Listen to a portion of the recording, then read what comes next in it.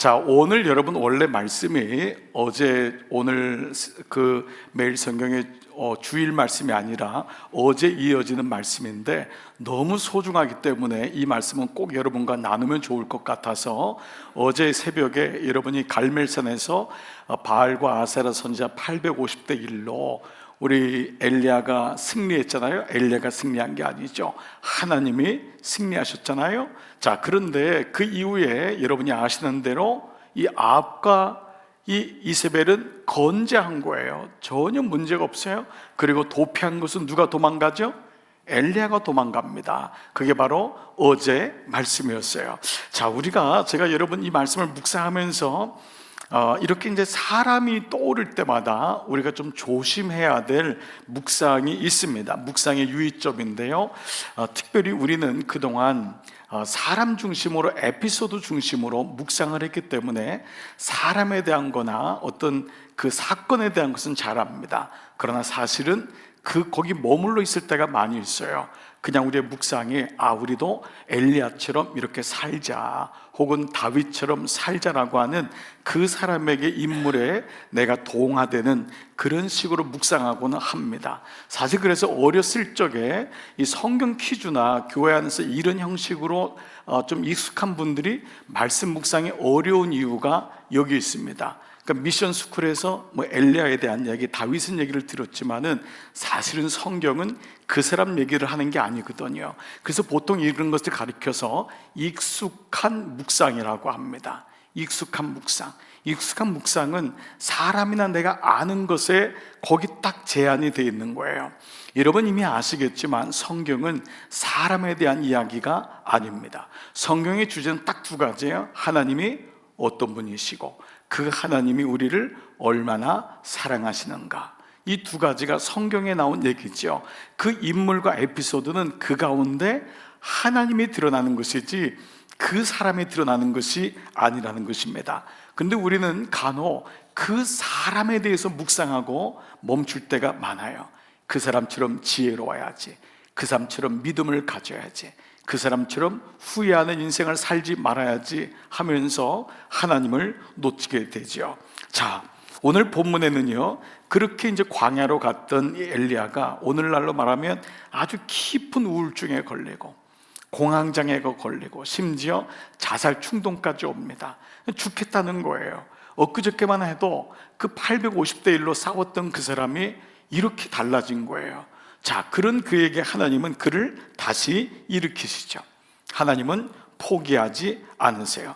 그래서 오늘 이 말씀에는 이제 그런 그에게 하나님이 왜 그는 이렇게 도망가는 인생을 살게 되었는지를, 무엇 때문에 이 엘리야는 지금 이러고 있는 건지, 진짜 아합과 엘리야 때문에 이런 건지, 그리고 하나님은 또 그를 어떻게 다루어 가시는가, 이것이 오늘 본문이라고 할 수 있습니다. 자, 그는 40주 40야를 걸어서 마침내 호렙산에 도착합니다. 호렙산과 동일한 이름이 신의 산이에요.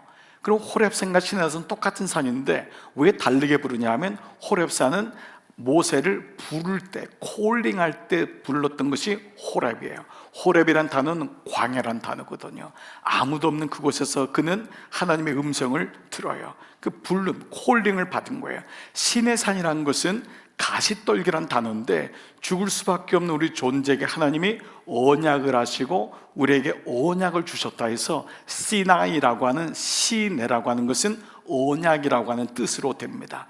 그러니까 호렙은 뭐냐면 하나님이 다시 엘리야를 부르시는 거예요. 다시 세팅해 가는 거예요. 엘리야가 다 공황장애 걸리고 못하겠다 그러고 죽어 나자빠졌는데 그를 다시 세워서 다시 콜링의 마운틴, 하나님의 산으로 부르세요. 자, 그런데 그는 밖으로 나오지 않아요. 굴 속에 머물러 있어요. 그를 하나님이 부르시고 이렇게 말씀하세요. 오늘 첫 번째 9절 말씀 시작. 엘리야가 그곳 굴에 들어가 거기서 머물더니 여호와의 말씀이 그에게 임하여 이르시되 엘리야야 내가 어찌하여 여기 있느냐. 자, 여러분, 내가 어찌하여 여기 있느냐는 처음에 창세기의 말씀, 아담이 죄를 졌을 때, 하와가 죄를 졌을 때 내가 어디 있느냐라는 음성과 똑같습니다. 이것은 영적인 실존을 묻는 질문이에요. 엘리야가 어디 있는지를 몰라서 묻는 것이 아니라 너의 지금 영혼의 상태가 어떠하냐, 내가 어찌하여 여기에 머물러 있냐, 어찌하여 이 지경까지 와서 죽겠다고 하고 스스로 목숨을 끊겠다고 하고 이렇게 아무것도 먹지도 않고 왜 지금 낭망에 있느냐라고 하는 그 모습을 얘기하고 있어요. 그런데요, 엘리야가 기다렸다는 듯이 이렇게 얘기합니다. 10절 말씀 시작. 그가 대답하되 내가 만군의 하나님 여호와께 열심히 유별하오니 이는 이스라엘 자손이 주의 언약을 버리고 주의 제단을 헐며 칼로 주의 선지자들을 죽였음이오며 오직 나만 남았거늘 그들이 내 생명을 찾아 빼앗으려 하나이다. 자, 여러분 여기서 10절에서 엘리야는 기다렸다는 듯이 이 얘기를 하는데요, 오늘 읽으시면서 혹시 눈치를 채신 분이 있을지 모르겠는데 엘리야가 똑같이 토시 하나 안 틀리고 원어에도 토시 하나 안 틀려요. 똑같은 얘기를 14절에서도 합니다. 14절에서도. 자, 우리가 그걸 가지고 알고 난 다음에 한번 얘기를 해볼게요. 자, 이 내용이 뭐냐, 하나님 나는 열심히 특심인 사람이에요. 내가 알기도 그렇고 다른 사람도 나를 그렇게 말해요. 그런데 다 죽고 나 혼자 남았어요. 근데 도대체 하나님 뭐 하시는 거예요? 아합과 엘리야가 이런 나를, 내가 그렇게 하나님께 충성했고 그렇게 하나님의 사역을 했는데 이런 내가 혼자 남았는데 아합과 엘리야를 저놈들 왜 벌하시지 않는 거예요. 이 메시지가 그 안에 있는 거예요. 자, 오늘날로 말하면 지금 이 말씀 속에 보면은 왜 이 사람은 도피하고 왜 지금 자살 충동을 일으키고 오늘날로 말하면은 깊은 영적인 우울감에 빠지고 공황장애 그리고 자살 충동, 신앙적으로는 어떤 말씀을 들어도 나는 이제 안 들어요. 나는 이제 안 들어. 어떤 말씀을 들어도 교회 안에 와 있어도 나는 그냥 목사님 얘기하세요. 하나님 나에게 뭘 얘기해도 그냥 내 교회는 나와 주겠지만 그냥 나에게 다른 얘기는 하지 마세요. 뭐 이 정도까지 말해요. 왜 그랬을까? 이것이 과연 아합과 엘리야 때문에 그랬을까? 물론 그는 이 형편을 보고 떠났어요. 보이는 것은 사람을 굉장히 힘들게 합니다. 그렇지만 오늘 이것이 그것 때문은 아니었어요. 보세요. 이 엘리야는요, 아합 선지자 그 바알과 아세라 850대 1로 싸워서 이긴 사람이에요. 85명이 아니에요, 여러분. 네, 우리 남자들 꼭 하는 말 있잖아요. 내가 5대 1로 싸워서 이겼다고, 내가 17대 1로 싸워서 이겼다고. 예, 그 유치원생들하고 싸웠는지 뭐 모르겠지만 늘 남자들 하는 말에 거품이 많잖아요. 내가 왕년에 10대 1로 싸웠다고. 당신 나를 아냐고. 보통 여자분들이 별로 남자분들이 그런 얘기를 안 했나 봐요. 보통 남자들은 이제 이런 게 있잖아요. 근데 850대 1로 싸웠다는 건 이건 어떻게 감당이 안 되는 거예요. 그리고 그 사람들을 다 시냇가에 내려가서 죽일 정도로 엄청난 담력을 가진 사람이 엘리야예요. 그런데 그 엘리야가 지금 영적인 침체에 있는 거예요. 하나님을 향해서 의심해요. 그리고 그 증상이 뭐냐면 뒤로 물러나요. 그리고 사라져요. 보통 이 순서로 가요. 시험 들어요. 그 다음에 스스로가 복잡하게 생각해요.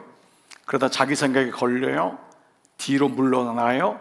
그러다가 교회에 안 보여요. 보통 이 순서로 가요. 왜 이런 순서가 엘리야에게도 있었을까? 이것은 아합과 이세벨 때문이 아니었어요. 이것을 이렇게 한번 얘기해 볼게요. 자신의 최선이 하나님의 일하심보다 강할 때예요.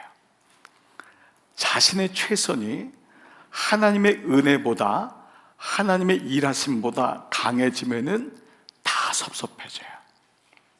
여러분 이제 아마 어느 정도 주의 일을 해보신 분들은 다 이걸 경험해요.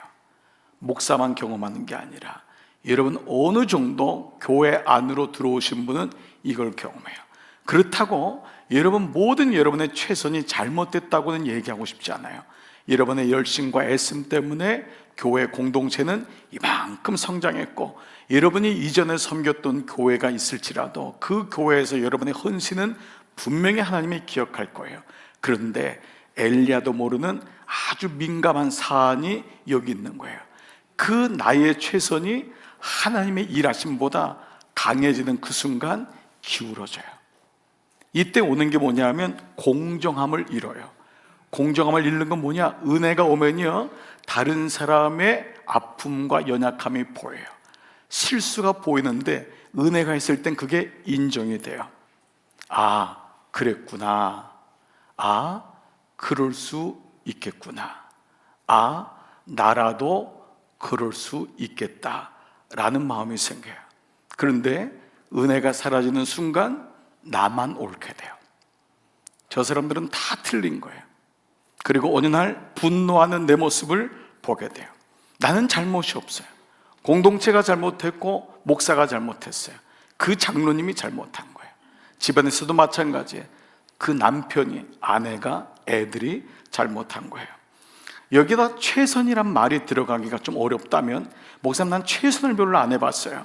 그 사람은 자기 생각이 하나님의 생각보다 앞서갈 때, 내 생각이 하나님의 생각보다 앞서갈 때 우리는 넘어져요. 그리고 실망하고 그때 시험이 오죠. 하나님의 사람인 엘리야에게도 이런 일이 일어났어요. 보이는 것은 아합과 이세벨이었지만 그 안에는 섭섭함이 있는 거예요. 내가 이렇게 열심을 다했는데 하나님 뭐 하시는 거예요? 게다가 나 혼자 남았어요. 나를 돕는 사람이 아무도 없다고요. 그런데도 하나님 이렇게 하실 수 있어요? 어떻게 아합이라는 인간을 놔두실 수 있어요? 그런 마음이 엘리야에게 있어요. 그래서 오늘 본문은요, 하나님이 이런 엘리야를 다루시고 있어요. 하나님은 그에게 전혀 생각지 못한 방법으로, 그리고 엘리야가 전혀 경험하지 못했던 방법을 경험하게 하세요. 자, 하나님은 먼저 엘리야에게 굴에서 나오게 하세요. 자기 생각 안에 갇혀 있으면 안 돼요. 내 안에 갇혀 있으면 내 방식으로 모든 걸 이해하게 되는 거예요. 디프레션에서 나오는 방법은 방에서 나와야 돼요. 언제 나오죠? Just do it. 나오는 거예요. 하나님 나오게 해요. 다른 말 말아라. 일단 굴 밖으로 나오게 해요. 그리고 그를 만나주시는데 세 가지의 만남이 이루어져요. 자, 첫 번째는 급하고 강한 바람이 불게 해요. 자, 산을 가르고 바위를 부수는 바람이에요. 그러나 여러분, 예상과는 달리 오늘 여기 11절 전반절에 보니까 이렇게 말씀할 수 있어요. 바람 가운데에 여호와께서 계시지 아니하며. 하나님이 바람을 일으키셨어요. 그런데 거기 여호와께서 계시지 않는데요.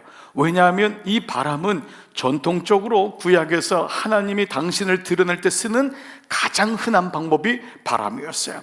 여러분, 애굽에서 출애굽할 때 홍해를 건널 때 홍해가 어떻게 갈라졌죠? 밤새도록 동풍을 불게 하셨어요. 그 정도의 강한 바람이라면 바닷물까지도 밀어닥치는 바람이 하나님의 살아계심을 보여줬어요. 바람은 하나님의 살아계심을 보여주는 너무 놀라운 증거예요. 그런데 여기에 하나님이 계시지 않았다고 했어요. 강한 바람 후에 지진이 일어났어요. 하나님 좀 살아계신다면 지진 정도 일어나야죠. 전쟁 정도 일어나야지 정신 번쩍 저리고 이스라엘에 무슨 문제가 있나 보다 우리가 비로소 보지 않나요? 지진이 일어나는 거예요. 그런데요, 11절 보니까 지진 가운데에도 여호와께서 계시지 아니하며. 지진에도 여호와께서 계시지 않는데요, 설레 같은 경우가 모세가 시내산에서 부름받았을 때에 거기 온 땅이 연기로 뒤덮인 채 격하게 진동했다 그랬어요. 고라 자손이 하나님을 거역했을 때 땅이 지진으로 갈라지면서 다 빠져서 죽었어요. 그러니까 지진도 하나님이 드러나시는 징조 중에 하나였어요. 자, 그 다음에 지진 후에 뭐가 일어났죠? 불이 일어났습니다. 그런데 이 불 가운데도 여호와께서 계시지 아니하시더니 12절에 또 나와요. 불도 하나님을 드러내실 때 가장 많이 쓰는 것 중에 불이에요. 소돔과 고모라를 불로 멸하세요. 하나님의 불은 소멸하는 불이라고 했잖아요. 그리고 바로 이 사건 직전에 있었던 것이 갈멜산에서 불로 임했던 사건이었어요. 그런데 지금 오늘 이 놀라운 모든 사건이 지나갔는데 하나님이 계시지 않는다고 했어요. 근데 하나님은 어떻게 당신을 엘리야에게 드러내셨냐? 오늘 설교 제목인 세미한 소리. 세미한 소리. 12절 다 같이 한번 읽겠습니다. 시작. 또 지진 후에 불이 있으나 불 가운데에도 여호와께서 계시지 아니하더니 불 후에 세미한 소리가 있는지라. 이 세미한 소리는 히브리 원어로는요, 아주 작은 혹은 부드러운 소리예요. 그 영어 성경에도요, 이 gentle whisper라고 나와요. gentle whisper. 그러니까 아주 부드러운 속삭임이에요. 그러니까 일반적으로 제가 얘기하는 이 정도가 아니에요. 아담아 어디 있냐? 엘리야가 어디 있냐? 이 말이 아니라 아무도 못 듣는데 엘리야만 들을 수 있는 말이 gentle whisper예요. 아주 속삭이는 말이에요. 그래서 다른 성경에는요, 고요, 침묵, silence라는 단어로 이 whisper, gentle whisper, 세미한 소리를 얘기하는 거예요. 이거는 집중해야지만이 들리는 소리, 아주 세밀한 소리, 섬세한 소리예요. 이것은 엘리야가 전혀 기대하지 않았던, 지금까지 구약에 나왔던 하나님의 임재 가운데는 한 번도 없었던 소리였어요. 자, 하나님께 지금 억울한 거예요. 엘리야는 자기 최선의 자기 생각이나 하나님이 이러면 안 되는 거예요. 그랬던 그가 다시 하나님이 살리심을 받고 호렙산으로 40일을 터덕터덕 간 거예요. 근데 호렙산 굴에 들어가서 나오지 않는 거예요. 여전히 아합은 죽지 않은 거예요. 엘리야는 죽지 않은 거예요. 하나님의 처사에 대해서 불만스러운 거예요. 그랬던 그를 하나님이 이왕에 만나시면 어떻게 만나셔야 되죠? 그를 멸하시는 강한 바람이나 그 인간들을 바닥에다 떨어뜨리는, 지옥에 떨어뜨리는 지진이나 혹은 그들을 소멸하는 불로 하나님이 오셔야 됐던 거죠. 그런데 하나님은 어떻게 왔죠? 아주 작은 속삭임으로, 부드러운 소리로 임했어요. 물론 우리가 이 말씀 자체는 적용이 될 거예요. 여러분, 이 말씀을 들으면서 어떤 분은 큐티가 그런 시간이겠구나. 하나님의 세미한 음성을 아무도 모르는 하나님과 나 사이에서 들리는 새벽 기도의 그 유익한 점이 그거 아닙니까? 그 새벽 미명의 시간, 길을 걸으면서도, 성전에 있으면서도, 또 여러분이 차 안에서 어느 날 운전을 하고 가면서도, 어느 날 조용한 자연 속에 들어갔을 때 세미하게 아무도 못 듣지만 나만 들을 수 있는 그 음성, 그래서 세미한 음성이 필요하겠구나. 여러분, 이 적용이 잘못 듣다고 얘기하고 싶지 않아요. 그러나 말씀의 배경으로 본다면 이 소리는 큰 소리가 아니고 세미한 소리. 그래서 우리는 큰 소리 가운데 세미한 소리를 들어야 합니다라는 것은 반쪽 묵상이라고 할 수 있습니다. 이 말씀은 그 말씀이 아니에요. 이거는 큰 소리냐 작은 소리냐, 제가 이 정도 얘기하는 소리로 여러분이 알아듣지 못해서 하나님의 세미한 소리를 주시느냐, 그런 차원의 말씀이 아니라 지금까지 하셨던 하나님, 엘리야가 기대했던, 예상했던 하나님의 소리와 전혀 다른 하나님의 소리라고 하는 그 말씀이 세미한 소리예요. 이 세미한 소리는 우리의 생각이나 익숙함에 머무르지 않아요. 신앙은요, 익숙함의 반복이 아니에요. 왜 모태신앙이 신앙의 감격을 혹이나 잃어버릴 수 있는 가능성이 많냐면 순간적으로 익숙해지는 거예요. 너무 많이 아는 거예요. 제 친구 중에 할아버지도 목사고 아버지도 목사인데 너무 목회가 어려운 거예요. 그래서 같이 얘기를 하다가 이런 얘기를 하더라고요. 내가 어느 날 교회가 너무 익숙하대요. 성장이나 부흥이나 하나님의 사람들이 깨어서 일어나는 것이 기대가 안 된대요. 그냥 예배 드리고 그냥 흩어지면 된다고 생각이 된대요. 어느 날 내 안에 익숙함이 있구나. 그 영혼이 바뀌는 것에 대한 익숙함이 없대요. 그래서 어떤 사람을 보면 저 사람은 안 돌아와. 절대 안 돌아와. 기대가 안 된대요. 그런데 저 같은 경우는 달라요. 저희 집은 정말 이런 표현이 이상하지만 대통령 되는 것보다도 어려워요. 예수 믿는 게, 목사 되는 게 정말 어려운 집이에요. 그런데 그 집에 예수님이 오셨어요. 그 사건 하나는 너무도 예상과는 전혀 다른 사건이었어요. 어떻게 우리 집에 복음이 떨어졌지?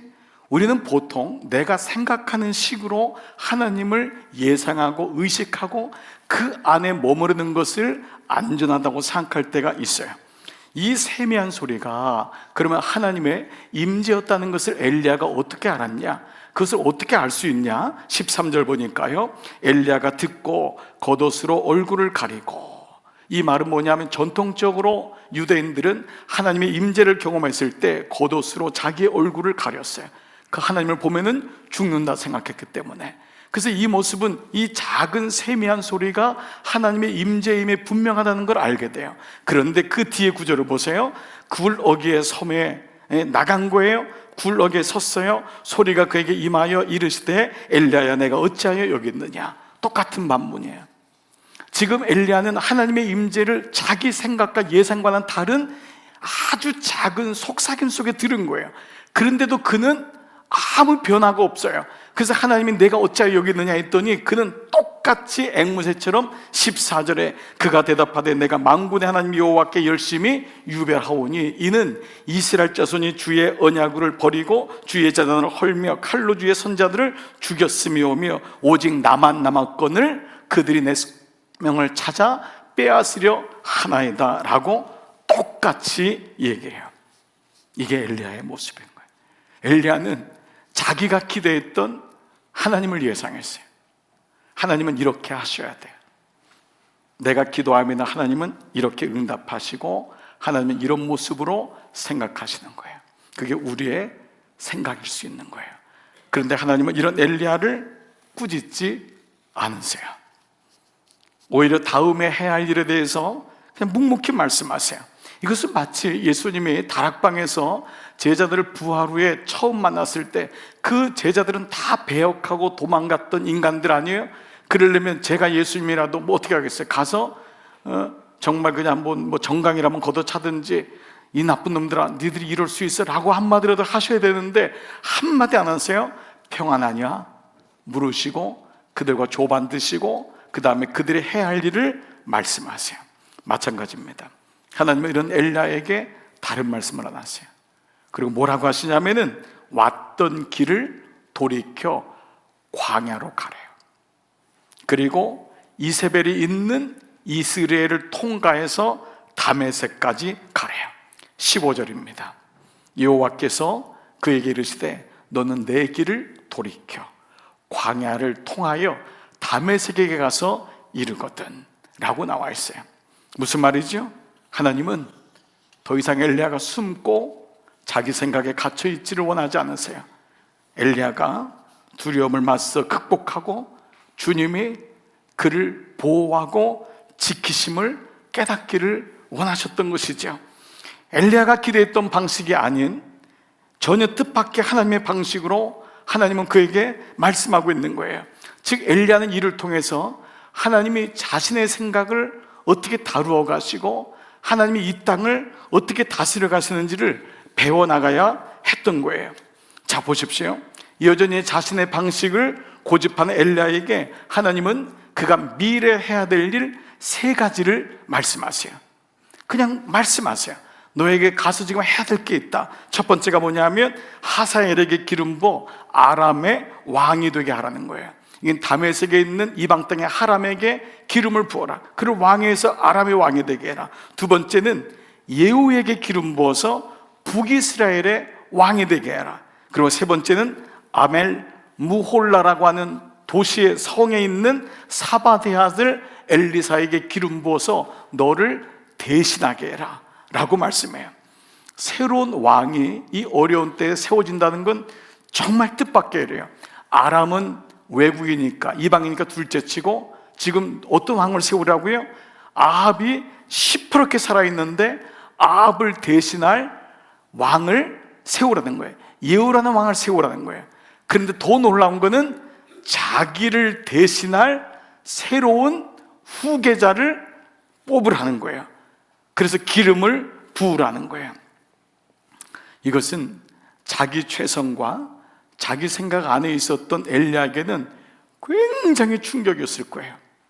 여러분 엘리야가 이때 어떤 마음이었을지는 모르지만 엘리야는 아마 후계자를 생각하지도 않고 있었을 거예요.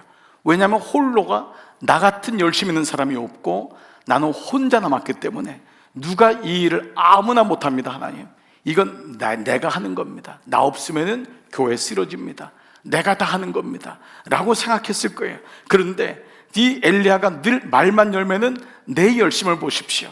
누가 나와 비교가 될 수 있습니까? 그런데 하나님은 이미 엘리사를 준비해 놓으셨어요. 여기서 엘리야는 깨달아 했던 거예요.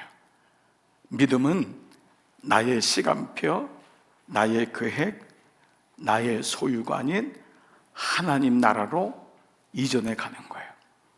믿음은 이게 성숙이에요. 믿음은 나의 계획을 이루기 위해서 하나님께 기도하는 건 초신자 때예요. 그것 때문에 와요, 교회. 그러나 말씀을 배운다는 것은 내가 물론 중요하고 내가 없으면 하나님 없다고 하는 거기서부터 나와서 하나님이란 단어를 발견하게 되는 거예요.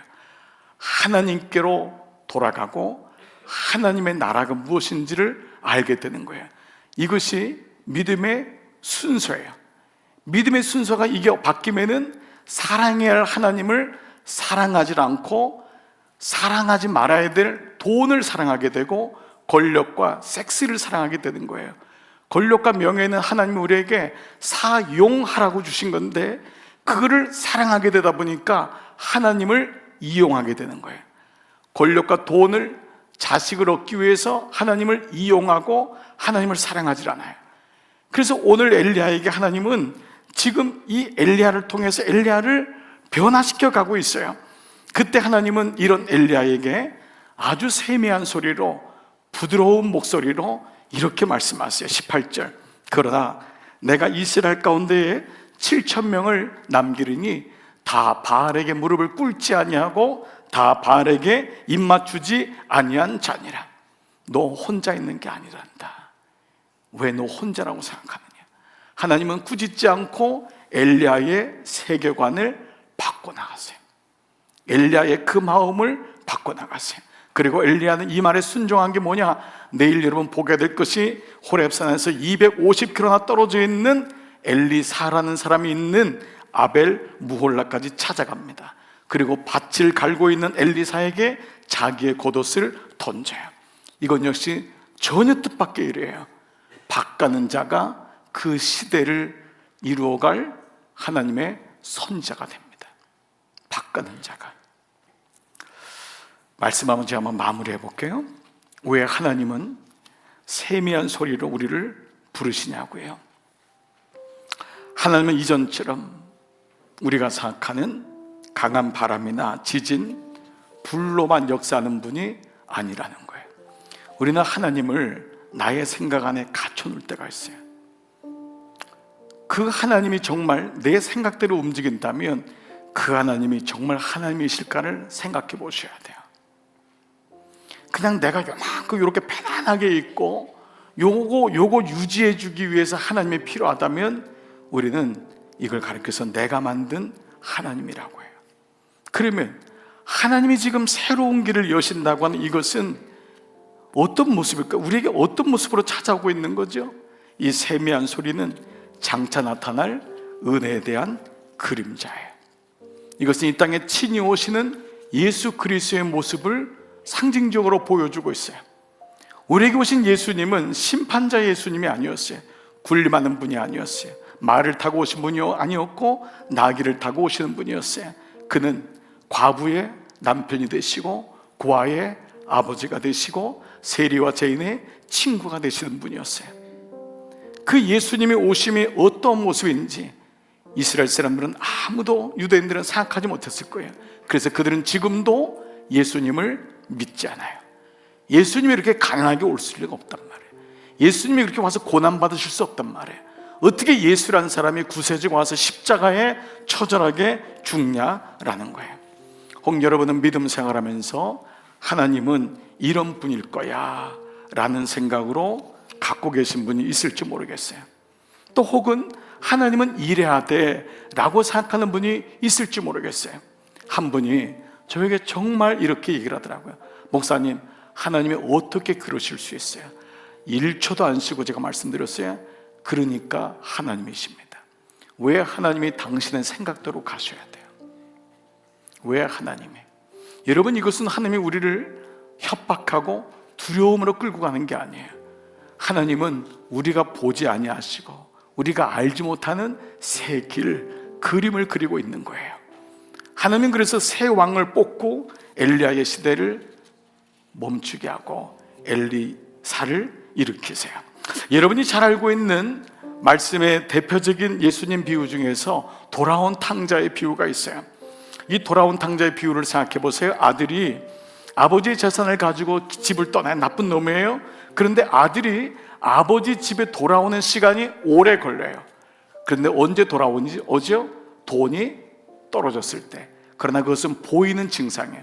돈이 떨어졌기 때문에 온 것이 아니에요. 사실은 아버지를 오해했기 때문에 못 왔던 거예요.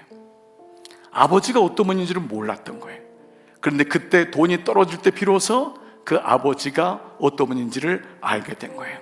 우리의 삶에는 사람의 막대기와 인생의 채찍을 통해 비로소 하나님이 누구신지를 알게 돼요. 하나님은 전혀 뜻밖의 우리가 생각하지 못하는 모습으로 우리에게 나타나요. 우리는 그때 두려워해요. 엘리야처럼 고집을 피우고 굴 밖으로 나가고 싶지 않을 거예요. 하나님은 어떻게 이러실 수 있냐고 생각해요. 그러나 하나님은 큰 그림을 그리고 있으세요. 그것이 우리를 위해서예요. 하나님의 세계를 여시는 거예요. 하나님이 어떻게 우리를 인도하실지 아무도 모르는 거예요. 그런데 이것을 인정하는 것이 믿음이에요. 믿음은 내가 아는 것에 멈춰 있어서 익숙한 것과의 만남이 아니에요.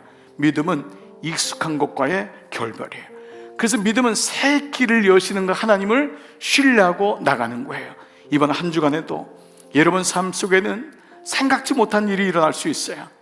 그런데 그때가 하나님이 세미한 음성으로 여러분에게 말씀하는 거예요. 하나님이 어떻게 이러실 수 있냐고요? 아니에요. 나는 두렵고 떨리겠지만 그 가운데 하나님은 세미한 음성으로 우리에게 말씀하세요. 우리가 생각하지 못한 것을 가지고 있어요. 믿음의 사람들의 공통점은 갈 바를 알지 못하고 나갔던 사람이에요. 그리고 그 가운데서 하나님의 뜻을 더 깊이 알았고 그것이 하나님이셨던 것을 알았어요. C.S. 루이스라고 여러분이 아시는 이 시대의 최고의 변증 기독교학자가 있어요. 이 사람은 작가기도 하죠. 이 사람이 쓴 책 중에 가장 대표적인 책이 바로 이 책이에요. 예기치 않은 못한 기쁨, Surprised by Joy. 영어 번역으로는 Surprised by Joy, Joy가 예수님이에요. 그 기쁨에 의해서 내가 놀랬다는 거예요. 예기치 않은 기쁨이었어요. 이 책은 이 모태신앙이었던 이 C.S. 루이스가 왜 무신론자가 되었는지를 쓰고 있어요. 왜 그가 하나님을 떠났는지, 세 가지로 그는 하나님께 돌아오면서 왜 자기가 하나님을 떠났는지, 불가지론자가 됐는지, 믿으면서도 하나님이 없이 있는 것으로 살았는지를 얘기하는데, 첫 번째가 삶에 대한 비관주의였어요. 그의 어머니가 10살도 채 되지 않아서 죽었어요. 그는 10살 때 하나님께 기도해서 어머니를 살려달라고. 그런데 하나님은 어머니를 살려주지 않았어요. 10살에겐 너무 큰 충격이었어요. 그 이후로 그는 모든 것을 바라보는 게 염세주의가 되었어요. 게다가 그의 아버지는 알코올릭 환자요, 우울증으로 늘 고통 속에 있었어요. 그래서 이 과정 속에서 그는 현실적인 삶을 이겨나갈 수가 없었던 거예요. 하나님은 계시지 않는구나. 그는 그때 하나님을 떠났어요. 그는 두 번째, 자기가 하나님을 떠난 이유가 뭐냐? 바로 잘못된 학습 여정이라고 했어요. 놀랍게도 그의 주변에는 너무 무신론자인 똑똑한 친구들이 많았어요. 그러다 보니까 그는 늘 하나님이 없는 책을 섭렵하고 그런 친구들과 토론을 하면서 무신론을 스스로 입증해 나가기 시작했어요. 잘못된 학습의 과정은 그를 하나님을 떠나게 했어요. 근데 그가 고백하는 세 번째, 자기가 하나님을 떠난 이유가 뭐냐?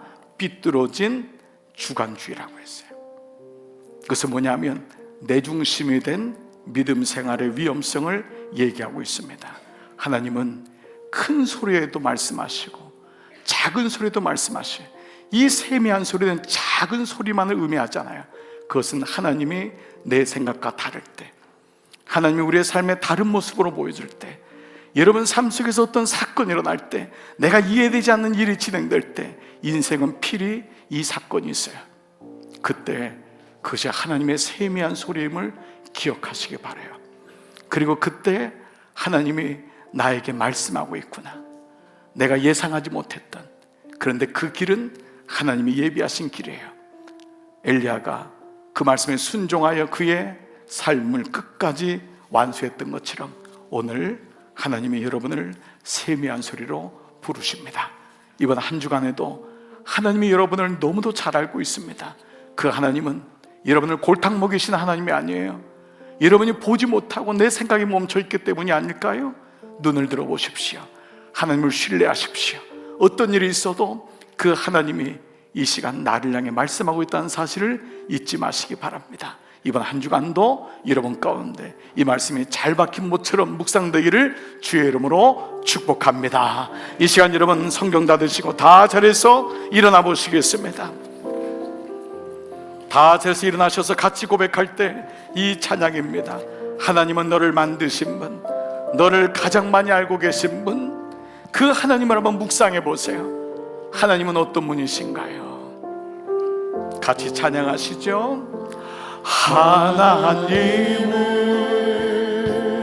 너를 만드신 분, 너를 가장 많이 알고 계시며, 하나님은